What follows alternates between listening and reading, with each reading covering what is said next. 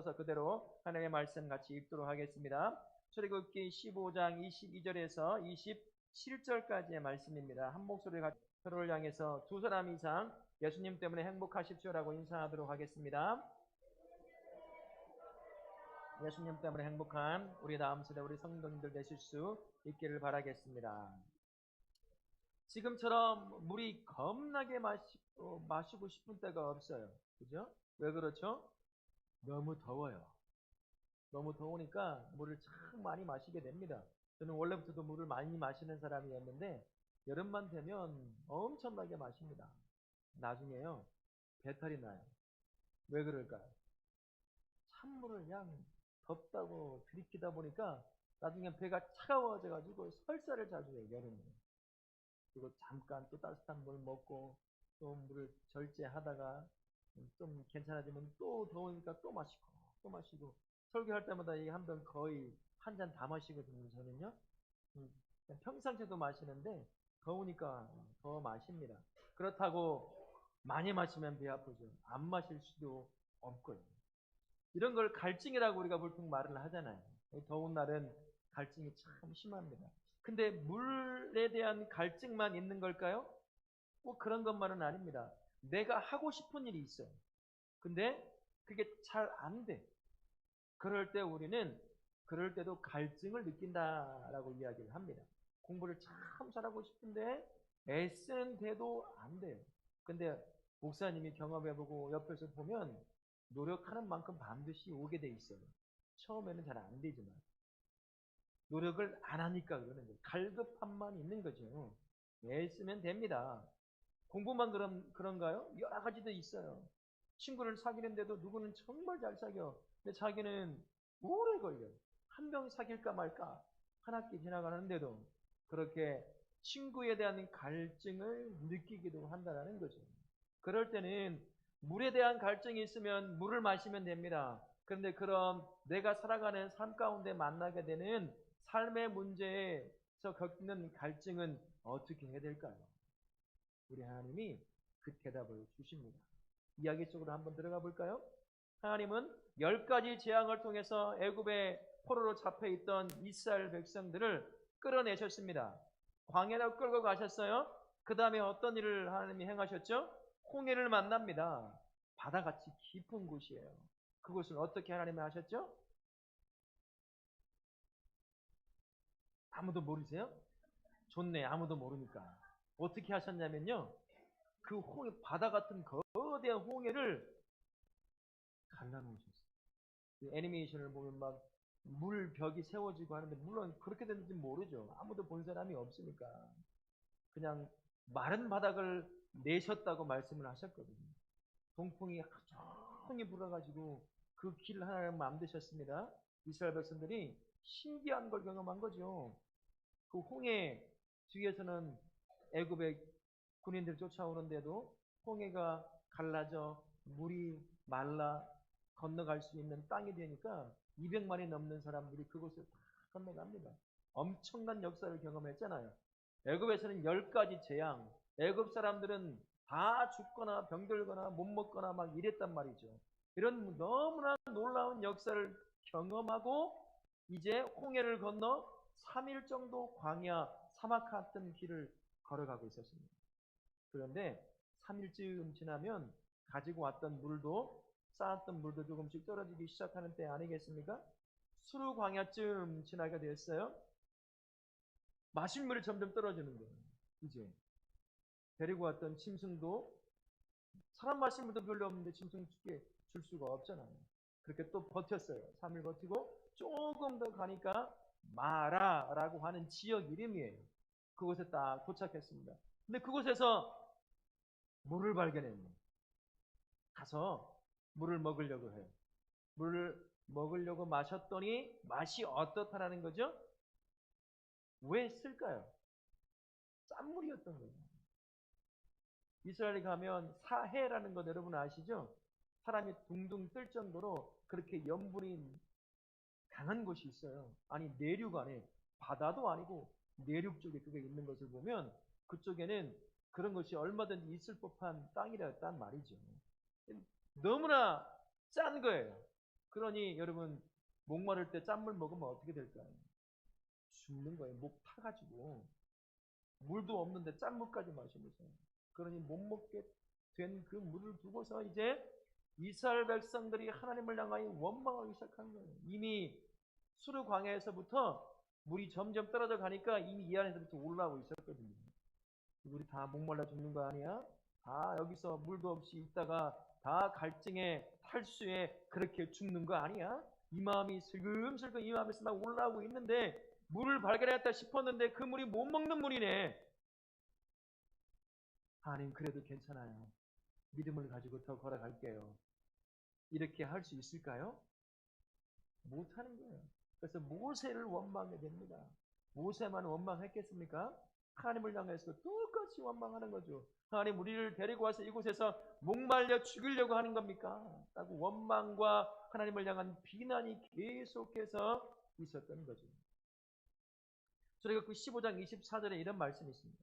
백성이 모세에게 원망하여 이르되 우리가 무엇을 마실까? 마실 물이 없다는 거예요. 물을 발견했지만.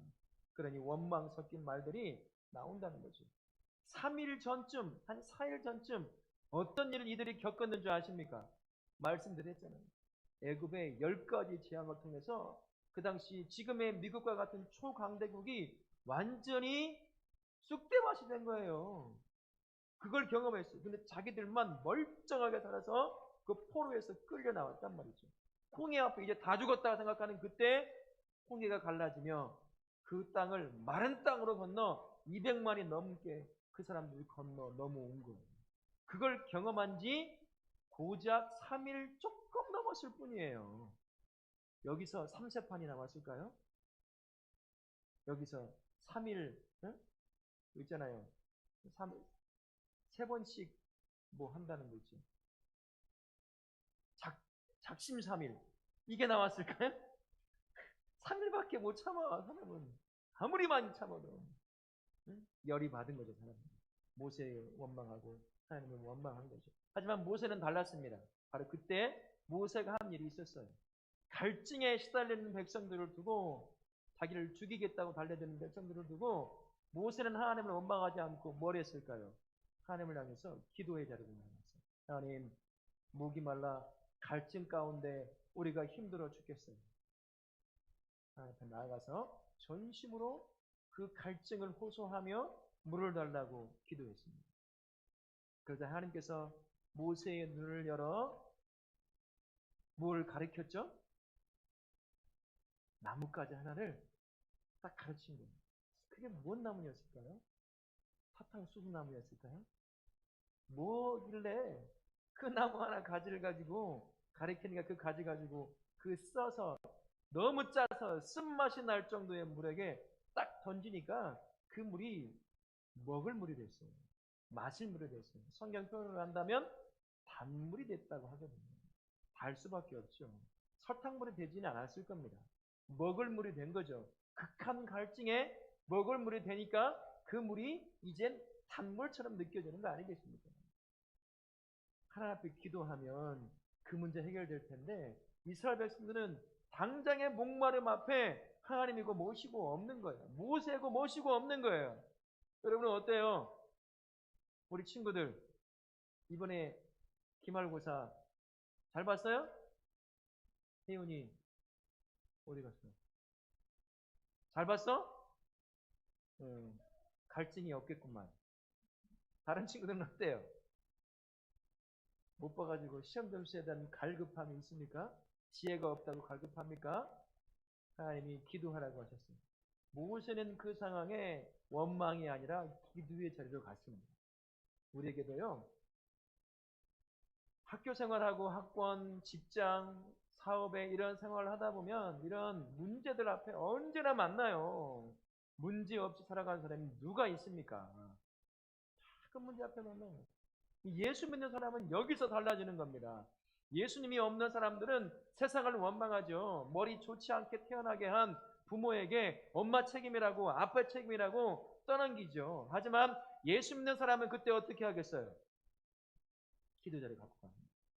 모세처럼 그 문제 원망스러운 그 문제를 가지고 하나님 앞에 가지고 가는 거죠. 하나님, 이 문제 좀 해결해 주세요. 이게 하나님을 믿는 믿음의 사람의 모습인 겁니다. 모세는 그렇게 기도의 자리를 가지고 왔어요. 그랬더니 작은 막대기 하나 가지고 200만이 넘는 사람들이 원망하는 그 자리에서 하나님을 찬양하게 만들었어요. 작은 막대기 하나 가지고 기도하는 그 사람 때문에 목말라 죽어 갈증에 죽어가는 사람들, 탈수에 죽어가는 사람들이 기도했던 그 한 사람의 작은 막대기 하나 가지고 그 문제가 완전히 해결된 거예요. 그럴 때 얼마나 민망할까요? 너 때문에 다 죽게 생겼거든? 막 그런데 그가 딱 나타나더니 뭐 하나 딱 만지니까 문제가 딱 해결돼 버려요. 그거 가지고 손가락질하고 있던 사람들 어떨까요? 굉장히 우리 집사님 우아한다고 하는데 제가 그 비난하던 사람이었으면 굉장히 민망했을 거예요.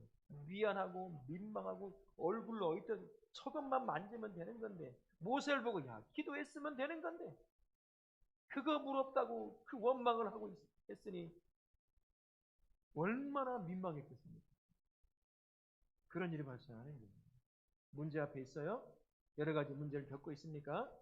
모세처럼 기도하시길 바랍니다. 기도하면 하나님이 그 문제를 해결해 주신다라는 거죠. 또한 우리 오늘 말씀에서 기억해야 할 중요한 것이 한 가지가 더 있습니다. 마라의 쓴물을 만나게 하신 이유가 뭘까? 지금까지는 기적을 통해 3일, 4일을 끌고 오셨는데 그러면 오늘도 기적같이 어느 곳을 파던 어느 곳에 앉아있건 물이 콸콸콸 쏟아져 나오게 기적을 베푸면 좋겠는데 목이 말라 극에 달하고 있는 상황, 조금만 건들면 팍 터져버릴 것 같은 그 상황에 만나게 하시는 것이 뭐 마실 물이 아니라 무슨 물이에요? 써서 못 먹는 물을 만나게 하신 거예요. 어디 한번 더 죽어봐라. 그리고 하나님은 그러셨을까요? 아닙니다. 이 마라를 만나게 하셔서 하나님이 어떻게 응답하시는지를 보여주고 싶으셨던 거예요. 순종하는가를 보고 싶었던 거죠. 모세는 순종했어요. 생각해 보십시오. 써서 너무 소금기가 있어서 입에 타면 입이 탈 것 같은 그러한 소금물인데 거기에다가 막대기 하나 던져보래요. 되겠어요? 오늘 집에 가서 소금 타가지고 바라에다가 소금물 만들어가지고 막대기 한번 기도하고 막대기 한번 던져보세요. 그 물이 먹을 물이 되는지. 사람은 그렇거든요. 말이 되는 소리를 해야죠. 말이 되는 걸 가르쳐야죠. 그걸 하라고 해야죠. 근데 모세는 기도하고 하나님이 가르쳐 준 걸 작은 그 하나님을 순종합니다. 막대기가 뭐가 있다고요? 그걸 던지니까 마신 물이 됐어요. 이것을 통해서 순종하는 것을 가르치십니다. 내가 너를 애굽에서 끌어내어 너로 약속된 그 땅으로 이끌어간다고 약속하신 그 하나님은 그 길을 걸어갈 때 순종을 요구하셔요. 불평거리가 정말 많거든요. 이후에 계속 불평합니다. 언제 고기 먹었다고 애굽에서 고기 먹고 이빨 쑤시던 생각 난다고 그렇게 말하면서 원망합니다. 그죠? 그래서 하나님께서 메추라기를 먹이셨고 우리 같으면 어떨까요? 그런 불평하고 있으면 너 한번 3일 내 굶어봐라. 돌을 갖다 줘도 먹을 것이다. 그러면서 아마 그렇게 했을 거예요. 근데 하나님은 메추라기를 주십니다. 만나를 먹어주시요. 배 터지게 먹게 하루 온종일. 입에서 냄새가 나게 만들어줬어요. 하도 원망하니까 하나님께서. 그렇게 하나님이 인도해 가셔요. 그 약속을 내가 어떻게 지키는지 마라를 만나게 함으로 하나님이 보여주신 거야. 마라를 만나게 하시면 야, 이 상황에서 무엇을 해야 되는 줄 알아? 나한테 기도하고 내가 너에게 준 것을 그대로 엉뚱하고 이해되지 않고 받아들일 수 없는 일이지만 순종함으로 나아가면 그 문제 해결됩니다.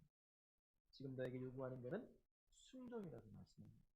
우리 안에 문제를 만나요. 그죠? 공부에 대한 문제, 건강에 대한 문제, 친구와의 관계, 외모에 대한 문제. 외모에 대한 문제 가지고 기도하면 하나님은 어떻게 바꿔주실까요? 상상해 봤어요? 엄마의 마음을 움직여서 겨울방학 때 돈을 모아 병원으로 보내주실 거예요. 바꿔주시죠. 의사의 손길을 하나님이 도움을 받게 하시는 거예요. 목사님 세대에는 그런 선배들, 후배들, 동기들이 가끔씩 있었어요. 겨울방학 때면 이 여자애가 한 2주간 안 보이는 거예요. 제가 진짜 놀란 때가 있어요. 수요일밤 예배를 갔는데 제 친구예요. 음대 나온 친구인데 첫 회에 중간쯤 앉았었는데 피아노를 치는 사람을 봤어요. 한 번도 못 본 애야. 꽤 괜찮게 생긴 거예요. 누구지? 제가 눈이 나쁘지만 그래도 친구는 알아볼 거 아니에요. 못 알아보겠는 거예요. 세상. 겨울방학 때요. 몇 주 안 보이더니 페이스 오프를 하고 진짜로 완전 바꿔놔 버렸어요. 그렇게 하나님 응답하실 수도 있어요. 그러니까 지금은 외모 야제가니까 다 끝나요. 응? 하나님께 문제 앞에 있습니까? 기도하십시오. 기도하라고 하는 거예요. 그러면 내가 너를 지키고 보호하고 인도하고 너를 회복시키고 구원하겠다라고 한 그 약속을 지키겠다라고 말씀하시는 것입니다. 또한 하나님께서 말씀하십니다. 이 약속과 함께 자신을 여호와 라파로 곧 치료하신 하나님이라는 것을 경험하게 만드셨어요. 누구도 못할 일을 막대기 하나를 모세에게 주어 던지게 하심으로 말미암아 그 순종 가운데 그 써서 못 먹는 물을 먹을 수 있는 물, 단맛이 나는 물로 바꾸어 놓으십니다. 우리 하나님은 여호와 라파라고 불려요. 그건 치료하시는 하나님이라는 뜻이에요. 여호와 라파라는 의미가 치료하시는 하나님, 회복시키시는 하나님이라는 뜻입니다. 네 문제, 써서 못 먹는 문제, 나에게 가져오면 그거 바꾸시겠다고 말씀하시는 거예요. 네 인생에 겪고 있는 문제가 뭐냐? 가지고 오라는 거죠. 마음의 문제냐? 영혼의 문제냐? 육신의 문제냐? 물질의 문제냐? 내가 너를 지키고 보호하고 회복시킨다고 했던 그 약속을 내가 지켜낼 거라. 그러니 가져오라는 거죠. 여러분 문제 앞에 있으면 그 문제 가지고 하나님 앞에 기도하며 가지고 가나요? 우리 친구들 어때요?